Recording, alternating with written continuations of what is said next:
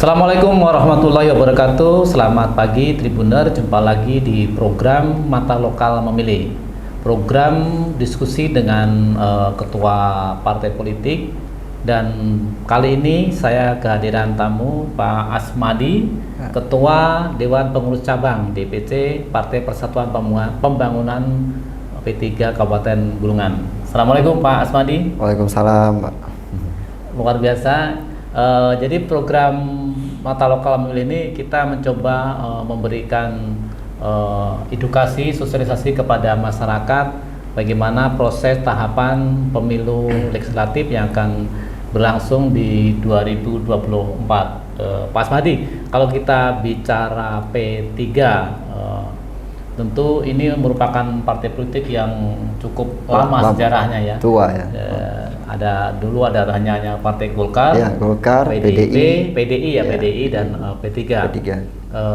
Kalau kita bicara ke Bulungan Pak Asmadi, sejauh ini mungkin bisa diceritakan berapa besaran kira-kira suara ataupun yang sekarang duduk di kursi legislatif, berapa kursi Pak? Untuk yang periode yang ini maksud Bapak? Iya, betul. Periode yang ini pemilu 2019 yang lalu kami akui memang turun drastis. Karena pemilu sebelumnya itu kami mendapat 3 kursi. 3 kursi ya. Bahkan kami mendapat unsur pimpinan di waktu itu. Terus pemilu yang 2019 kami tersisa 1 kursi yang bisa dapat cuma dapil 2 di sini. Artinya ini kan menjadi tantangan juga, pemicu atau pemecut lah, sehingga nanti di 2024 minimal dapat lebih dari 1 kursi Pak. Insya Allah. Asmadi. Nah, kira-kira apa sih Pak yang sudah dipersiapkan? Karena ini kan pemilu tinggal setahun lagi ya. Ini juga sudah mulai ramai. Di KPU juga proses perekrutan perangkat pemilu juga sudah dilakukan. Nah, tentunya ini pencalekan juga sudah mulai. Seperti apa Pak Asmadi di KPU P3 di Kabupaten Bulungan? Ya, buat sementara ini kami sudah mulai tahun 2022 ya, di awal. Di awal itu kami sudah mempersiapkan para calon kami, karena kami diarahkan itu menyusun itu long list. Namanya long list itu panjang Pak. Nama-nama panjang, nanti kami akan koreksi, seleksi dan segala macam lembaga survei. Sampai tahapan ini alhamdulillah kami sudah mencapai 70% persiapan. Artinya sudah caleg-caleg, nama caleg sudah terdaftar, sudah direkap, sudah disiapkan semua. Disiapkan. Termasuk kan ada wacana perubahan dapil ya, posisi termasuk komposisi jumlah kursi dan sebagainya. Apa itu juga sudah disiapkan oleh P3? Sudah Pak. Kalau terkait dengan menunggu hasil KPU pada 9 Februari yang akan datang, kami sudah menyusun nama-nama calon. Kalau nanti itu rancangan 1 yang dipakai, inilah calonnya. Kalau ini rancangan 2 yang dipakai, nanti putuskan KPU, kami sudah siapkan semua itu. Nah, tadi sampaikan bahwa sekarang ini baru 1 kursi, tapi kan tentu punya target di 2024. Nah, bicara target, kira-kira berapa sih Pak target di 2024, dan kira-kira bagaimana upaya P3 untuk bisa mencapai target itu? Kami di internal itu sudah berkomitmen bahwa berbicara jangan terlalu tinggi. Pelajaran kami dari 2019 yang lalu. Tapi kami berharap dan kami berupaya, insya Allah kami menargetkan lebih dari 1 kursi. Toh lebihnya lebih dari itu 2, toh lebihnya 3, tergantung nasib yang mengatur kami nanti. Tapi kami berupaya semaksimal kami akan bisa lebih dari 1 kursi. Nah, tentu kan P3 juga sudah memetakan ya, mana sih kira-kira menjadi basis suara P3. Nah, sudah ada gambaran nggak Pak kira-kira di 2024 ini, kira-kira kalau misalkan mau menambah kursi, peluangnya di dapil daerah mana gitu? Kalau bicara masalah dapil, di mana basis-basis suara, P3 itu punya akar rumput. Punya akar rumput dan punya pemilih-pemilih yang bukan pemilih bayaran atau pemilih militan mereka. Jadi kami tidak punya ini bukan basis, ini bukan basis, itu semua basis.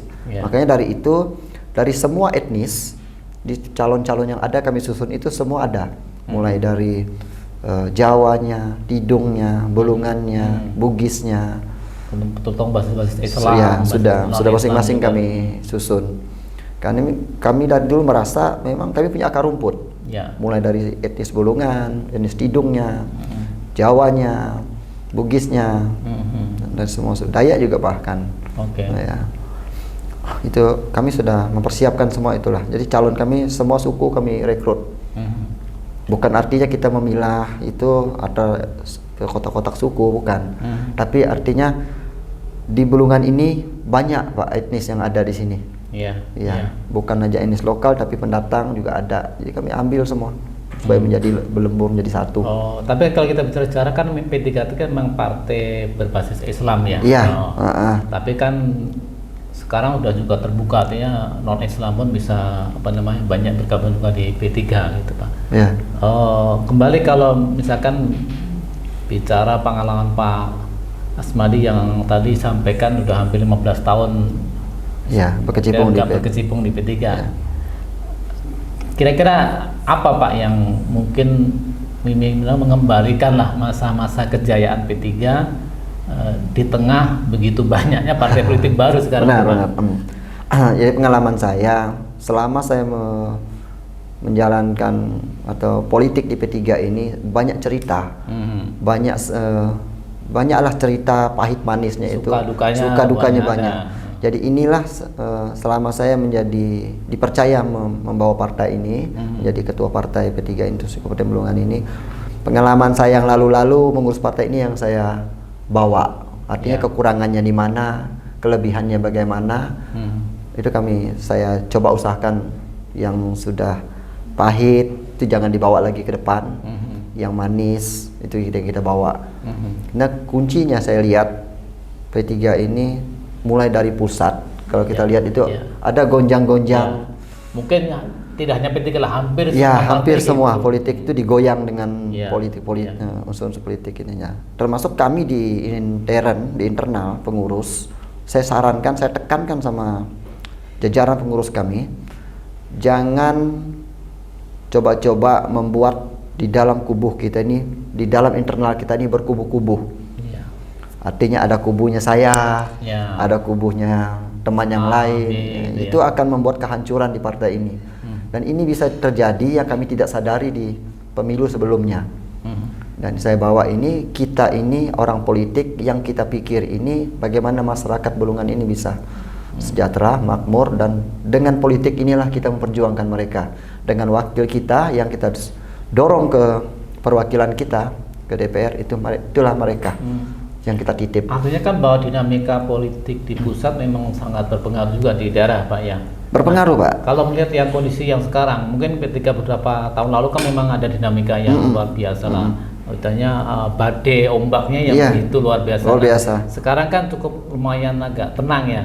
Bahkan meskipun ketika ketua umum sebagai menteri tiba-tiba diganti. Nah sebagainya.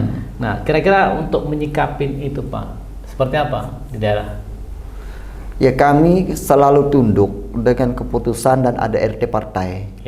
Kalau di atas mengganti Pak, ini betul menjadi bahan cerita di luar sana. Kenapa Pak Suharto Mono Arfa diganti dengan Pak Mardiono, sama-sama orang pemerintahan.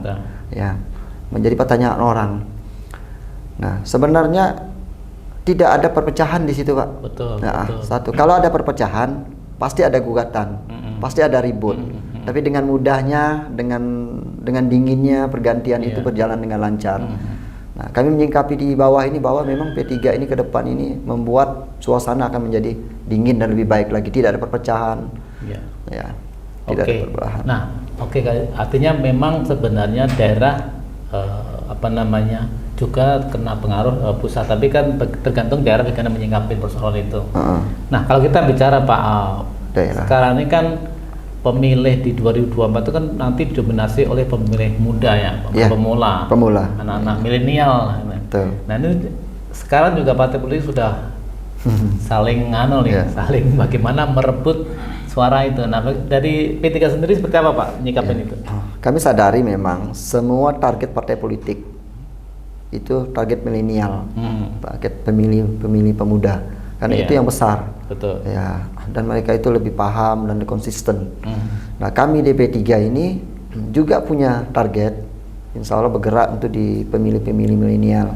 Makanya di P3 ini ada namanya P3 Muda. P3 Muda. Ya, P3 Muda ini akan kami coba kerahkan, itu mendekati kaum muda milenial yang ada di lingkungan mereka, termasuk pemilih-pemilih yang belum mempunyai KTPL, karena sekarang mereka memang belum punya KTPL, tapi menjelang pemilu yang akan datang usia mereka cukup punya hak untuk pemilih, dan itu dipantau, dibantu mereka, dikasihkan penjelasan, dikasihkan mereka keterangan supaya mereka hak pilih mereka tidak lepas. Itu satu. Kedua, pemuda P3 Muda ini saya kerahkan, saya sarankan pada mereka dekati anak-anak muda di bawah sana yang punya hobi-hobi kreatif, bakat-bakat kreatif mereka. Sedekati, apakah itu di bidang olahraga, apakah itu di bidang kesenian dan sebagainya. Dukung mereka, bantu mereka. Bagaimana cara kita? Ayo kita diskusikan apa solusinya. Itu cara kami untuk mendekati para pemilih-pemilih pemula. Nah, itu termasuk juga ketika dalam penentuan Pak ya, caleg ya. Artinya caleg-caleg muda apakah juga diakomodir masuk di situ Pak? Iya, termasuk. Termasuk itu pemilih calon-calon muda. Berapa persen Pak yang sekarang disusun? Artinya caleg-caleg yang muda, minimal muda ya dalam artian yang 25-an lah. Anak-anak yang kurang lebih 50% Pak. Oh, banyak banget Pak. Ya, 50% lah, 40-50% lah. Oke. Cukup besar juga berarti Pak. Karena mereka ini lebih gesit bergerak, pemikirannya lebih bukan kita merendahkan yang calon-calon yang sudah usia, tapi pemikiran pemuda ini lebih pikiran lebih jauh lagi, lebih gesit lagi mereka ke bergerak. Pak Asmadi, kalau kita bicara tadi caleg-caleg muda gitu ya, apa sih yang kira-kira yang diharapkan dari mereka? Mungkin Pak Asmadi bisa menyampaikan ke para caleg-caleg muda nih, yang artinya yang ada nanti caleg yang baru mencoba masuk juga gitu di politik. Di politik terutama ya. Apa sih yang diharapkan dari mereka sehingga tadi minimal untuk bisa meningkatkan jumlah pemilih bagi P3 di 2024 nanti Pak? Saya rasa gini, calon-calon muda kami itu, mereka ini adalah generasi kami, generasi kami ke depannya. Tidak mungkin nanti kami yang sudah di atas mereka ini terus kayak begini. Dan pendidikan anak-anak muda ini lebih jauh, saya anggap lebih hebat. Pemikiran mereka lebih tajam daripada yang sekarang. Pengalaman mereka memang kalah dengan kami, anak-anak yang sudah duluan. Tapi mereka yang lebih berpikir tuh lebih cepat daripada kami. Dan mereka ini memang punya kelompok-kelompok besar. Iya, betul. Ya, punya kelompok nongkrong aja mereka sudah punya orang-orang, dan mereka punya organisasi. Dan rasa solidaritasnya juga tinggi. Iya, tinggi solidaritasnya. Di media-media sosial ini juga mereka ini lebih aktif daripada usia-usia yang sudah. Dan itu harapan kami ya, mereka inilah yang akan meneruskan generasi kami ke depan ini, memperbaiki politik ini, dan sekaligus kami mengajar mereka berpolitik, karena politik ini walau bagaimanapun tetap ada di dalam diri kita. Untuk membangun daerah kita. Bahkan katanya contoh kayak gini, anak-anak muda ini ingin membangun gedung olahraga.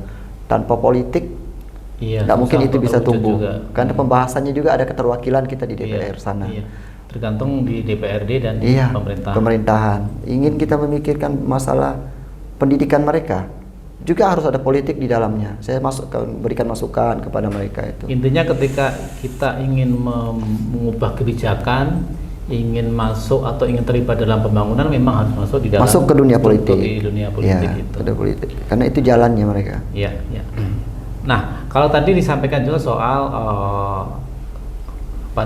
caleg dari perwakilan perempuan yang 30%.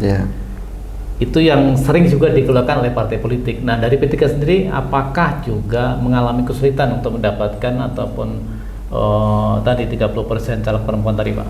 Ya, ini diartikan gini, Pak. Bagi kami sebenarnya tidak susah sebenarnya cari kader-kader perempuan untuk melengkapi 30% itu. Nah, cuman terkadang perempuan ini kesulitannya mencari tokoh perempuan itu yang agak sulit. Kalau perempuannya gampang, banyak perempuan yang bisa kita ambil, tapi yang punya potensi untuk meraup suara yang maksimal ini yang agak sedikit kesulitan. Sehingga pada akhirnya untuk waktu sudah mau habis, adalah perempuan ini diambil untuk menjadi formalitas melengkapi 30%. Kuota 30% itu aja. Tapi P3 tidak begitu. Makanya kami dari awal-awal sudah menyusun. Dari awal tahun 2022 yang lalu, sebelum kita nanti mendekati KPP segala, kita coba cari jaki semua ini yang punya potensi. Dan insya Allah keterwakilan perempuan kami sudah kami persiapkan, bukan sekedar melengkapi, tapi mempunyai potensi. Punya potensi, bahkan bukan potensi untuk menongkrek suara, tetapi minimal mereka punya calon jadi. Target kita mereka jadi juga. Pemilu itu kan lepas dalam kampanye itu money politik uang. Ya, ini menarik juga. Nah, apakah P3 juga tanda kutip akan masuk di situ, atau mungkin juga ada strategi lain sehingga untuk istilahnya mematikan atau mematahkan asumsi bahwa berpolitik itu harus pakai uang? Gimana Pak Smadi menyikapinya itu? Ini yang menjadi pro kontra sebenarnya. Ada yang beranggapan money politik itu wajib. Kalau tidak, kita tidak dapat suara. Tapi ada yang beranggapan bukan wajib. Pokoknya kalau kamu jadi harus punya uang. Betul. Gitu. Kalau mau bercalon kamu punya uang. Betul. Gitu. Ada juga yang lain. Calon yang lain, saya berjalan sesuai hati nurani saya. Memang sulit Pak merubah paradigma masyarakat ini tentang terkait dengan money politik ini sulit. Sulit memang. Kerja memang itulah PR kita sebagai kader-kader partai, kader-kader di dalam dunia politik ini. Bagaimana menyampaikan kepada masyarakat money politik itu akan merusak kita. Ya. Tapi kami di internal tetap mematahkan tidak memakai money politik. Kalau juga ada itu money politik yang disebut-sebut uang, itu pembiayaan politik. Betul. Bahwa uang sebagai dana operasional namanya oke. Karena memang butuh kan, ngumpulin orang harus ngasih makan, ngasih minum, itu kan wajar. Jadi kalau dalam serangan fajar, jual beli, serangan fajar itu kami hindari itu. Hindari itu. Biarkanlah kami bergerak sesuai hati nurani kami, karena ini partai Islam. Kami pengen hasilnya juga menjadi berkah dan barokah untuk kami. Dan kalau juga ada individu-individu yang berbuat seperti itu dari calon yang ada, itu di luar pengarahan. Artinya P3 mengharamkan politik uang? Tidak juga mengharamkan Pak. Tidak juga kami mengharamkan, karena bisa mengharam itu biarkanlah individu orang. Tapi kami melarang. Melarang itu bermani politik. Ya. Kalau juga ada terjadi di lapangan, itu individu. Ya, itu biarlah nanti. Tapi secara struktur bahwa P3 melarang caleg untuk melakukan politik uang itu. Karena P3 inilah partai yang kami anggap yang telah didirikan para alim ulama, para kiai. Biarkan hasil kita ini, walaupun satu seperti sekarang, tapi dia barokah dan dihargai. Tapi kalau dia banyak juga Pak, tapi hasilnya tidak barokah, bisa jadi itu membawa kehancuran untuk partai kami kembali. Bisa saja dia tersangka. Tapi kalau misalkan ada terserah P3 yang punya duit nih, istilahnya mungkin dalam bentuk ya tadi berinfak atau memberikan sesuatu pada masyarakat, bakti sosial. Tidak masalah. Itu nggak masalah. Tidak masalah. Artinya gini, ada calon kami yang punya uang, mencukupi masalah pendanaan. Dia ingin berinfak ke satu kelompok organisasi muda. Kelompok pengajian komunitas tidak masalah. Gitu. Itu yang akan kami sarankan. Betul. Bantu mereka dalam segi supaya mereka ini lebih bisa bebas bergerak, bisa membeli barang-barang mereka jika diperlukan. Bantu mereka. Itu saran saya malahan. Saya kepada calon-calon saya yang punya potensi-potensi uang ini, yang ada uang ini. Betul. Karena banyak Pak yang di bawah sana yang perlu membutuhkan kita. Di sana punya kelompok selawat, tapi tidak punya baju. Mengusulkan ke anggaran pemerintah belum tentu juga cepat, karena terbentuk dengan anggaran. Apa guna kita yang ada? Dibantulah mereka. Ya kita tidak terlalu berharap mereka memilih kita kembali. Tergantung niat mereka, niat kita kepada mereka. Begitu juga pada pemilih-pemilih pemulanya, P3 mudanya yang punya potensi, punya kelebihan. Bantu mereka yang pengen baju kostum, yang pengen mungkin berangkat di luar sana untuk menjalankan pengalaman. Artinya mereka. Memberikan bantuan yang memang sesuai kebutuhan masyarakat. Persoalan itu dinilai sebagai sesuatu nanti ada imbalannya itu kan nanti. Oke. Nah sekarang ke Pak Asmadi sendiri nih. Pak Asmadi kan kira-kira kan akan maju juga sebagai caleg gitu, dan sepertinya menjadi pertama kali juga maju, Pak. Apa yang Pak Asmadi siapkan untuk kira-kira nanti maju di pemilu 2024 ini, Pak?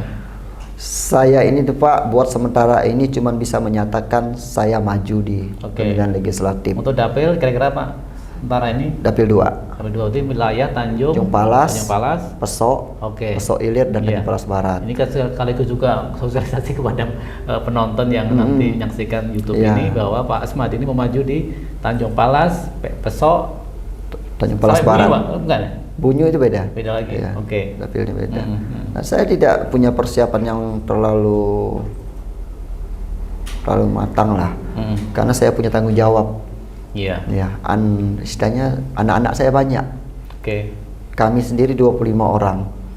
Artinya saya tetap berjuang membesarkan partai ini. Apa tuh nanti persiapan saya itu sudah mapan atau tidak, saya berserah sama yang di atas. Tapi sebagai pimpinan partai, saya wajib membesarkan partai ini. Kalau saya persiapan saya 100% mungkin tidak bisa. Karena saya memikirkan nih 25 orang, Pak. Tapi kan Pak Asmadi bisa melakukan kunjungan ke ranting ya, kalau di PAC. Nah, pengurusan minimal ke PAC udah semua dikunjungin kan? Iya, kunjungi. Paling pengarahan saya di sana bukan untuk membantu saya, tapi bagaimana mereka ini membesarkan partai. Betul.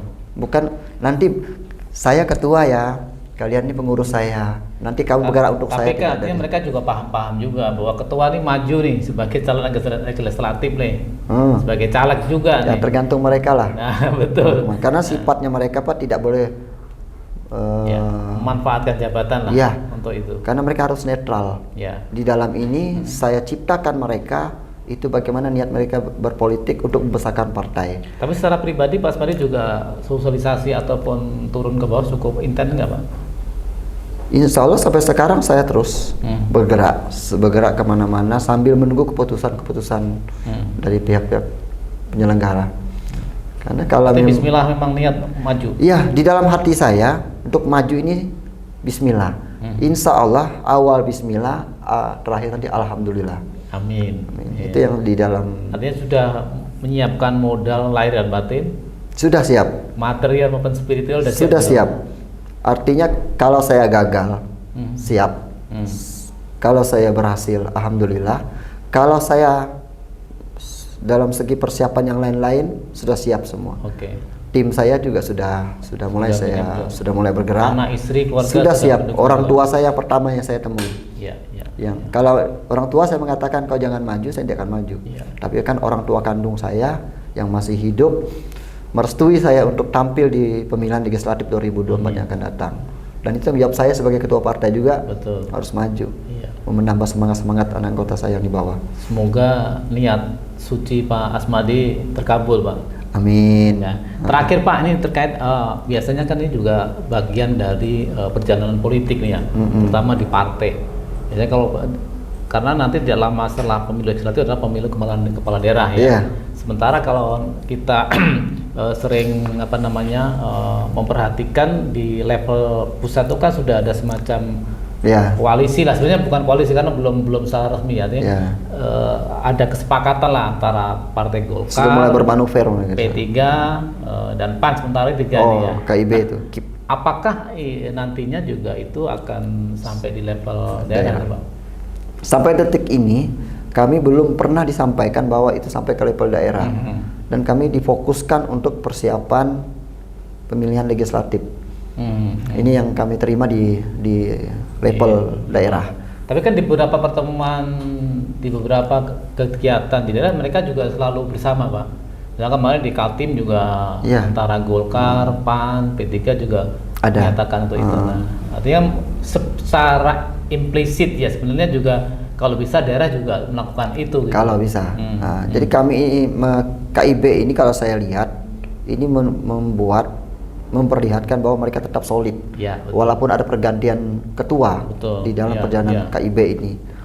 Nah, terus sejalan. Tapi sampai detik ini kami di daerah belum dapat pengarahan bahwa KIB ini akan sampai mengarah ke bawah. Ya, karena KIB itu kan juga belum final menentukan siapa calonnya dan sebagainya kan. Tapi minimal secara visi misi partai mungkin mereka sama.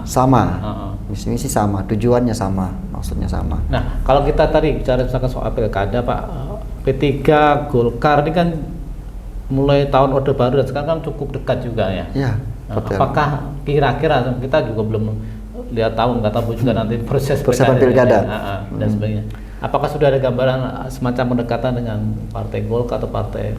Kalau kami di jajaran pengurus semua partai dekat. Semua partai dekat, mau itu Golkar, itu PDI, PAN, PKS, semua partai dekat. Terkait dengan siapa rencana yang kami mau usung, itu belum ada terbesit di pikiran kami sampai sekarang. Karena harus mempunyai kursi dulu, kuncinya. Tuh kursi nanti apakah kami pakai untuk menyodor kader kami sendiri, untuk maju di pilkada atau mengusung di luar kader kami. Karena kita belum bisa punya tolok ukur berapa kekuatan di legislatif nanti. Minimal dapat 3 kursi berarti kan wah ini bisa bisa minimal berkibar lah. Gitu. Kalau kursinya sudah kami dapat dengan maksimal, ya mana tahu kami bisa mengusung kader kami sendiri. Tinggal bergandeng. Kalau emang ya minimal ya mau nggak mau kita mendukung siapa yang tidak punya peluang. Untuk itu. Terakhir Pak, sekali lagi mungkin Pak Asmadi bisa menyampaikan kepada penonton apa sih harapan ataupun yang perlu disampaikan kepada kader, pengurus, termasuk masyarakat di Bulungan terkait bagaimana P3 ke depan menghadapi pemilu 2024. Silakan Pak. Baik, terima kasih Bapak. Harapan kami di P3 ini bahwa para masyarakat yang ada di Kabupaten Bulungan ini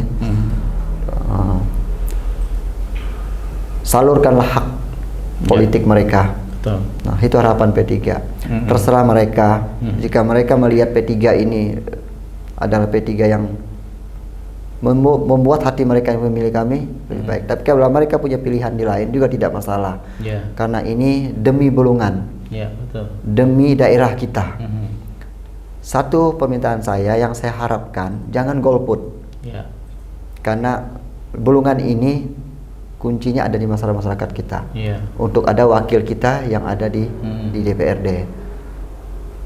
Jangan golput dan jangan tergiur dengan amplop uang. Karena bisa jadi dengan serangan-serangan 250, 450, 300 itu nanti akan merusak mereka kembali. Begitu mereka diberikan, nanti terus amanah yang mereka amanahkan yang berduduk itu tidak bisa maksimal karena mereka fokus mengembalikan berapa mereka habis di atas, sehingga hingga nanti apa kemauannya masyarakat di bawah itu tidak bisa terrealisasi. Karena kalau udah dia dibeli selesai sampai di sini. Selesai. Tugasnya dia ya bagaimana kembali untuk calon 5 tahun yang akan datang lagi. Oke, terima kasih Pak Asmadi atas waktunya yang luar biasa. Bagaimana kita diskusi mengenai persiapan Partai Persatuan Pembangunan P3 menghadapi di pemilu 2024. Yang perlu kita garis bawahi adalah tadi kita masyarakat pemilih tentunya jangan golput ya Pak ya. Jangan golput. Gunakanlah hak pilih Anda dan tentunya juga pilihlah caleg-caleg yang memang berkualitas, punya track record yang memang bagus. Jangan tergiur dengan iming-iming uang, bahwa ketika nanti ada orang mau membantu ya silahkan, kan membantu kan untuk masyarakat. Tapi kalau Anda memilih A kemudian harus dibayar dengan nilai A, ya nanti ibaratnya kayak politik dagang sapi, membeli, membayar, verifikasi selesai.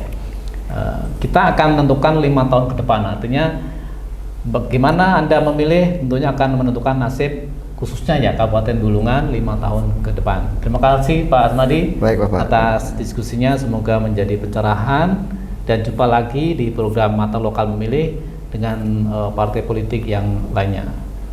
Terima kasih. Wassalamualaikum warahmatullahi wabarakatuh. Waalaikumsalam warahmatullahi wabarakatuh. Terima kasih sudah nonton. Jangan lupa like, subscribe, dan share ya.